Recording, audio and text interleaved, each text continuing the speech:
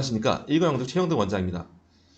오늘은 두 번째 순서인데요. 지난번에 고교학점제에서 내신 절대평가가 일어나는 게 예를 들어서 선택 과목 혹은 전체가 할 때 어떤 변화를 주는지 설명을 드렸습니다. 오늘 두 번째 시간인데요. 이제는 학생부 종합전형과 정시 수능에서는 어떤 변화를 주고 어떻게 예고를 하고 있는지 설명을 드리려고 합니다. 시작해 볼게요. 자, 지난번에 내신을 건드렸기 때문에 이제 일반 계고에서 제일 유리했던 학생부 교과 전형이 없어졌으니까 나머지도 흔들어줘야 된다라고 했어요. 그래서 흔들기 시작을 합니다. 그래서 첫 번째로 수능을 흔들었는데요. 자, 이주호 장관님께서 수능을 폐지한다고 했습니다. 그런데 막았죠. 어디에서? 교육부에서 막았습니다. 둘의 생각이 다를까요? 다를 수도 있고 같을 수도 있어요. 뭐냐 하면 지금 교육부에서는 다양한 관점을 열어두고 고민을 하는 거죠. 그런데 솔직히 말씀드리면 이렇습니다. 학생부 종합전형을 살리려면, 더 정확하게 말하면 고교학점제를 안정화시키려면 수능을 폐지하는 게 맞을 수 있습니다. 하지만 많은 사람들의 인식이 수능이 아직까지 남아있고요. 두 번째로 우리 그 많은 재수생은 어떻게 해요? 그래서 지금 갑자기 없앨 수는 없다라는 게 교육부의 입장이었을 거예요. 자, 그러면 이 수능이 과연 지금 어떻게 변해가려고 하고 있고 뭐가 문제인지 설명을 드리겠습니다. 자, 생각을 해보죠. 먼저 생각해보면요. 왜 내신의 절대평가를 하려고 했냐를 고민해보는 게 먼저일 거라는 생각이 들어요. 왜 내신의 절대평가를 도입했을까요? 1학년 때 내신을 왜 사라지게 했을까요? 라는 거예요. 자, 첫 번째로 이랬을 거예요. 1학년 때 내신이 엄청 중요하고 2, 3학년 때는 전부 다 A로 사라집니다. B로 사라집니다. 라고 하니까 이렇게 생각하겠죠. 아, 중학교 사교육이 엄청 증가할 것이다. 왜냐하면 고1에 승부가 나니까. 지금 실제로 이렇게 상담하는 사람들이 많아요. 그렇죠? 그런데 한 가지 더 있습니다. 만약에 시험을 보고 나서 1학년을 망치면 그러면 수능 공부를 죽어라 하겠죠. 그러니까 안 되잖아요. 막아야죠. 그러니까 어떻게 해요? 수능을 없애겠다라고 본 겁니다. 그랬는데 재수생이 있잖아요. 실제로 지금 수능이 엄청난 문제를 가지고 있거든요. 보시죠. 자, 작년도에 서울대에 들어간 친구들의 비율인데요. 밑에 파란색이 정확한 비율입니다. 자, 재학생이 수시로는 90%로 갔는데요. 재학생이 정시를 몇 프로 갔어요? 38%. 그러면 누가 수능에서 정시로 서울대를 갔죠? 재수생 38%, 재학생은 똑같아요. 삼수생 이상 20%입니다. 한마디로 절반 이상이 서울대는 수능으로 간 친구들이 전부 다 재수생 삼수생이에요. 당연히 열심히 공부한 친구 수능 가죠. 맞아요. 그런데 사실 학교의 안정화 그리고 공교육의 정상화를 위해선 졸업한 친구들이 바로 대학을 갈 수 있는 체제를 만들어줘야지 졸업한 후에 몇 해에 거쳐서 개인적으로 공부를 하고 대학을 들어갈 수 있도록 만드는 것은 분명히 좋지 않은 건 맞을 겁니다. 두 번째로요. 이런 문제도 있었네요. 하나는 2021학년도에 서울대 입학자 수고요. 하나는 2022학년도 입학자 수입니다. 무슨 차이가 있었냐면요. 수능을 10% 늘렸어요. 그랬더니 어디 친구들이 훨씬 더 눈에 띄나요? 네, 보니까 서초, 강남, 그리고 분당 쪽이겠네요. 이런 친구들이 갑자기 수능을 잘 보는 게 많아요. 어떤 문제점이 있다? 수능이 늘어난다는 것은 결국에 지역이 좋거나 아니면 재수생이거나 둘 중에 한쪽이 유리하다는 겁니다. 그래서 지금 대학에서는 문제가 일어나고 있고요. 이러한 부분 때문에 재미있는 현상이 일어나고 있습니다. 자, 해당 내용은요. 제 홈페이지에 올렸던 올해 자사고 경쟁률이요. 그런데 전년도보다 다 올랐는데 한 군데 안 오른 학교가 있습니다. 바로 상산고예요. 상산고는 오히려 떨어졌어요. 왜 그럴까? 첫 번째 이유는 이렇습니다. 상산고는 대입 진학률 중에 수시 비율이 엄청 낮은 학교예요. 10개의 자사고 중에 제일 낮습니다. 즉 뭐다? 수능으로 가는 학교예요. 그러니까 첫 번째로 지금 수능을 없앨 수 있다라는 등등을 계속 건드리니까 무서운 거죠. 그래서 친구들이 지원을 안 했어요. 두 번째로는요. 상산고, 하나고, 외대부고 등등은 대표적으로 수도권 친구들이 많이 지원하는 학교입니다.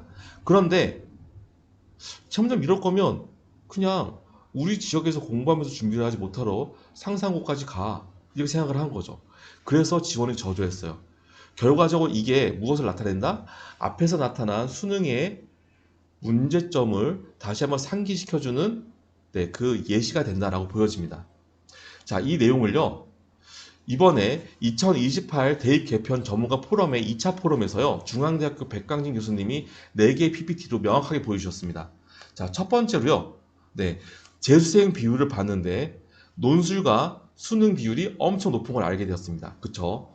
두 번째로는요, 유형별 수도권 학생 비율을 보니까요, 엄청나지까지는 않지만 수능과 논술이 비율이 수시보다 상대적으로 많다는 것도 보여졌습니다. 두 가지는 그대로 입증이 됐어요.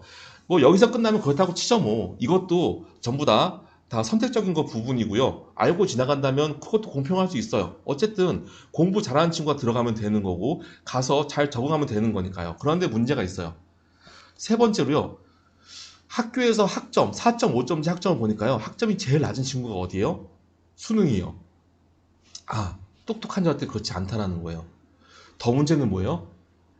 이탈률을 봐요. 제일 많이 이탈하는 게 어디예요? 수능이에요. 왜요? 적성에 맞지 않고 점수로 들어왔으니까 이거 아닌데 하고 나가겠죠. 사실 또 이럴 수도 있어요. 여러분 생각대로 하면 이렇게 될 수 있죠. 뭐냐면 에휴 수능이면 어디서 갈 수 있는데 내년 딴 데 가지 뭐 하고 나갈 수 있는 거죠. 그런데 수시 친구들은 야 나 여기서 못 가면 나 나가면 갈 데가 없어 이럴 수도 있긴 합니다. 그렇지만 결론적으로 보죠. 대학에서 과연 좋아할까요? 절대 좋아하지 않는다라는 거죠. 그렇죠. 그래서 지금 수능을 폐지하려고 했던 거고요. 이주호 장관님은 초부터 항상 얘기했지만 이렇게 얘기했었습니다. 대학이 원하는 입시의 자율성을 그대로 살리는 입시를 하겠다라고 했다라는 거죠. 그래서 수능은 점점 약화될 수 있지만 하지만 반대로요. 이럴 수 있습니다. 아직 재수가 남아있기 때문에 수능을 없앨 수는 없어요. 재수생 때문에요. 그래서 어떻게 될까요? 앞으로 수능 비율을 점점점 줄여나가려고 노력은 하겠죠. 그렇죠. 자, 그 다음에 교과 활동에도 제재를 했습니다. 어떻게 제재를 했을까요? 일단 기본적으로요. 고교 학점제라는 게 이런 거잖아요. 어, 이 특목고에서 들을 수 있는 전문 교과라는 것을 이제는 일반 계고의 진로 선택 과목에 편할 테니까 이제 일반고에서 들어라는 거죠. 그런데 시간은 조절 안 해줬어요. 좀 조절해줬죠. 고교학점제가 조절해 줄 겁니다. 그쵸? 조절 좀 되긴 했지만 어쨌든 간에 완벽하진 않아요. 근데 그것보다 문제가 있어요. 고등학교 교과 구조 개선해 보면 공통 일반 진로 선택 융합을 해서 잘 만들어 놓긴 했는데 밑에 보죠. 뭐라고 써 있어요?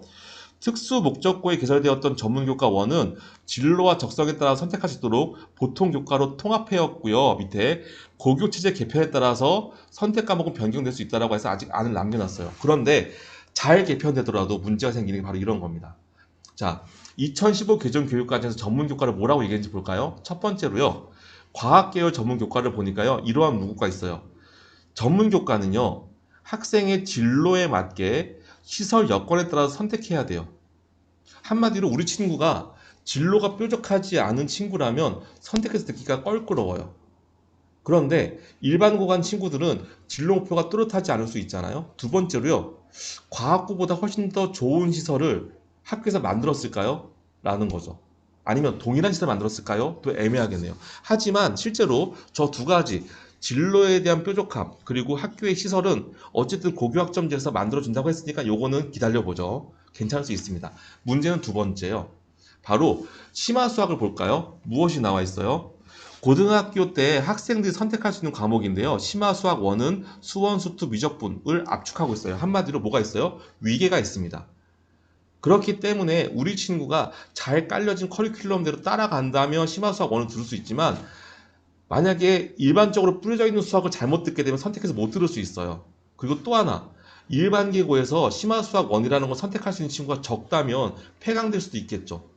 그러면 공동교육과정을 듣거나 그래야 될 거예요. 하지만 이럴 경우에는 불이익이 좀 많이 있겠죠. 그래서 여기에서 만들어 놓긴 했지만 약간의 문제점이 있습니다.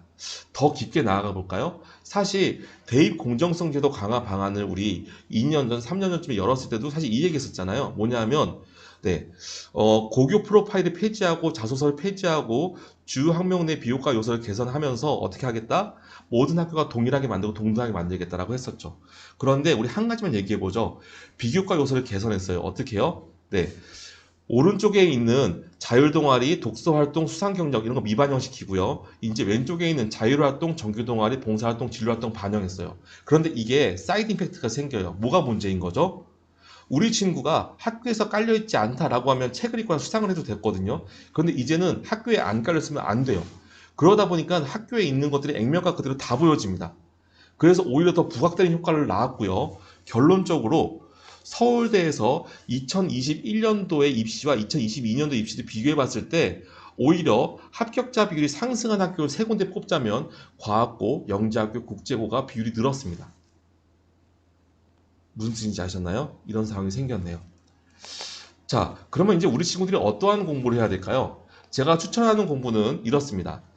언어, 수리, 디지털 소양에 대해서 꾸준히 공부하면서요. 우리 친구가 리터러시가 되는 공부를 하는 겁니다. 이 리터러시는 단순히 그냥 이슈화되면서 퉁퉁퉁 던지는 게 아니에요. 왜냐하면 이는 고교학점제 인용과 똑같거든요. 보시죠. 리터러시라는 것은 삶의 여러 영역, 한마디로 진로 영역에서 이 리터러시란 고교학점제에 대한 것을 원하는 건데요. 뭘 할 수 있도록 해요? 능력을 자기주도로 끌어내야 되고요. 결과적으로 그것으로 새로운 것을 만들어내야 돼요. 그렇기 때문에 고교학점제라는 것은 이 리터러시 역량을 싫어할 수가 없습니다. 자, 그래서 지금 도입되려고 예상하고 있는 정책이 있죠. 바로 12월 22일 날 발표되기 이틀 전에 이주호 장관님께서 방문하셨던 IB입니다. 자, 여기에 대한 내용 앞으로 또 안내를 드리도록 할 텐데요. 여러분 생각을 해보죠. 이제 수능 공부를 더 열심히 한다?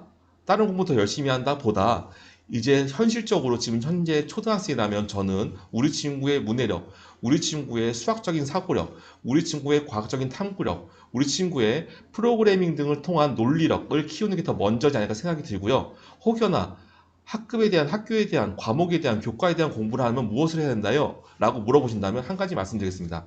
진로를 선택하고요. 진로에 대해서 필요한 수업들을 빨리 고민하십시오. 그게 위계에 맞는 수업을 더 많이 들을 수 있는 방법입니다. 아셨나요? 여러분, 화이팅입니다.